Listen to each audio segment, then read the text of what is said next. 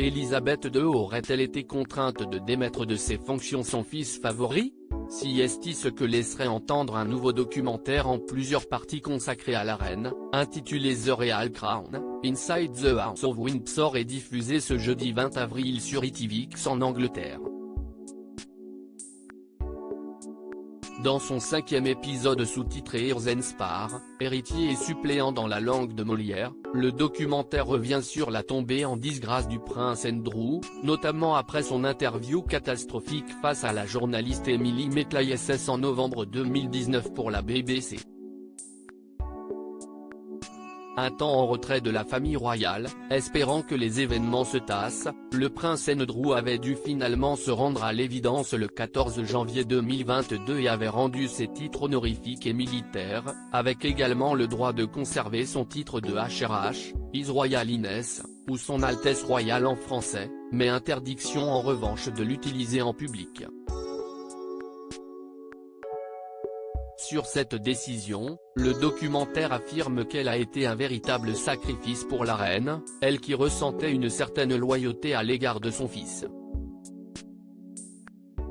Mais face à la pression insistante des accusations et au refus de la demande de rejet de la plainte pour agression sexuelle déposée à l'encontre du prince Andrew au civil par Virginia Giuffre à New York, la reine n'a eu d'autre choix que de capituler et dans un geste d'abnégation, a consenti au retrait des titres du duc d'York. Un geste symbolisé dans le documentaire par l'image de la reine à son balcon lors de son jubilé de platine en juin 2022, où elle n'était plus qu'entourée de son fils Charles et son épouse Camilla, et de Kate et William et de leurs enfants. Rétro 2022, Élisabeth II, la dernière année d'une reine prince Andrew, sa tentative de réhabilitation auprès de Charles III depuis le décès d'Élisabeth II, le prince Andrew a tenté de se réhabiliter et de redorer son image auprès de Charles III.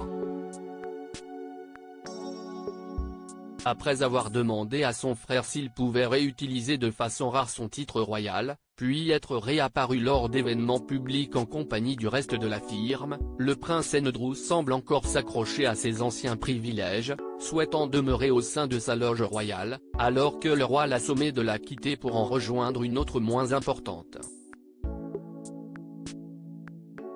Quoi qu'il en soit, Charles III a déjà prévenu son frère qu'il ne serait pas un membre actif de la cérémonie du couronnement et qu'il n'aurait pas le droit de se joindre au reste de ses proches lors du traditionnel salut au balcon.